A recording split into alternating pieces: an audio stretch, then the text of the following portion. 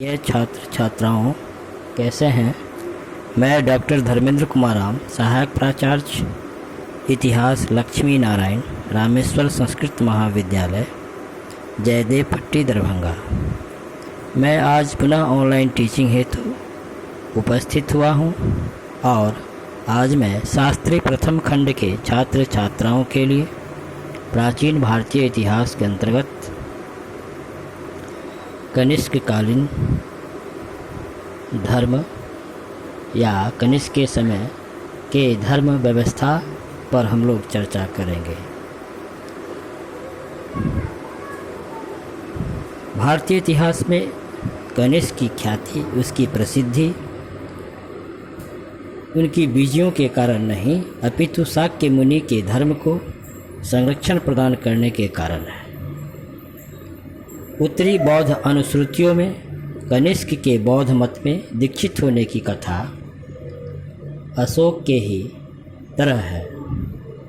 हमें ज्ञात होता है कि कनिष्क प्रारंभ में अशोक की तरह अत्यंत निर्दयी तथा अत्याचारी था, जो बाद में बौद्ध धर्म के प्रभाव से उदार और सदाचारी बन गया। लेकिन बौद्ध लेखकों के इस प्रकार के विवरण अधिकांशतः काल्पनिक होता है तथा धर्म की अतिरंजनता करने के उद्देश्य से गढ़े गए हों।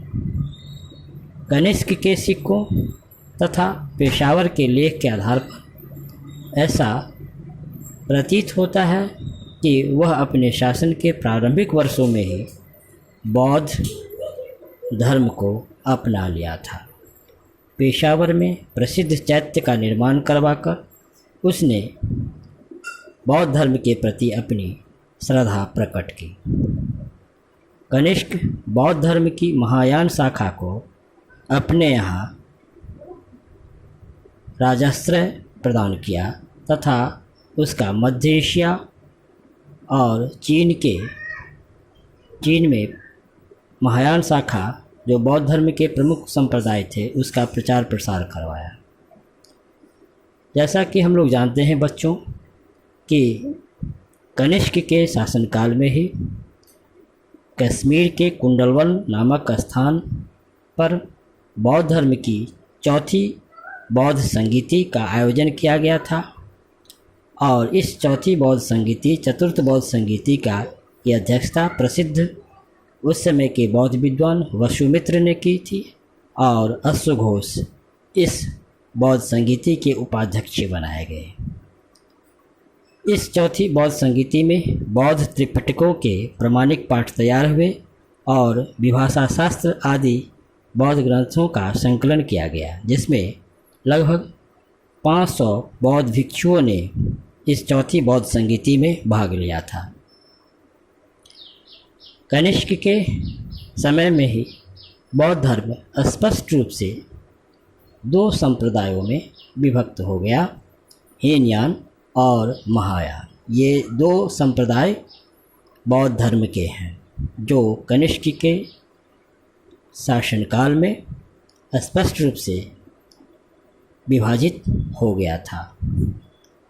कनिष्क ने बौद्ध धर्म की महायान शाखा को ही राजाश्रय प्रदान किया और महायान शाखा, जो बौद्ध धर्म के प्रमुख संप्रदाय हैं, इसका प्रचार प्रसार न केवल स्वदेश में बल्कि विदेश में भी इसका प्रचार प्रसार करवाया।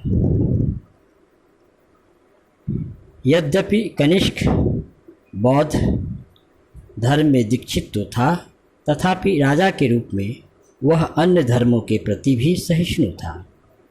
उसके सिक्कों पर बुद्ध की आकृतियों के अलावे यूनानी, एलमी, मिस्री, जरथुस्त्री तथा हिंदू देवी देवताओं की आकृतियाँ भी हमें उत्कीर्ण मिलती है।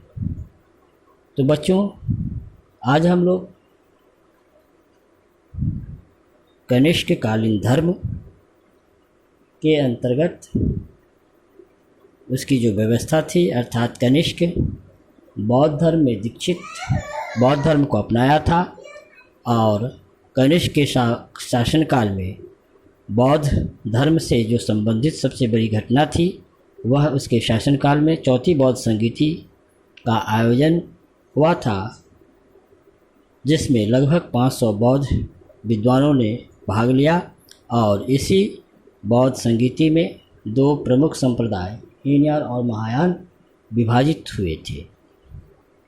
तो बच्चों, आज हम लोग कनिष्ककालीन धर्म के संबंध में बात किए। धन्यवाद।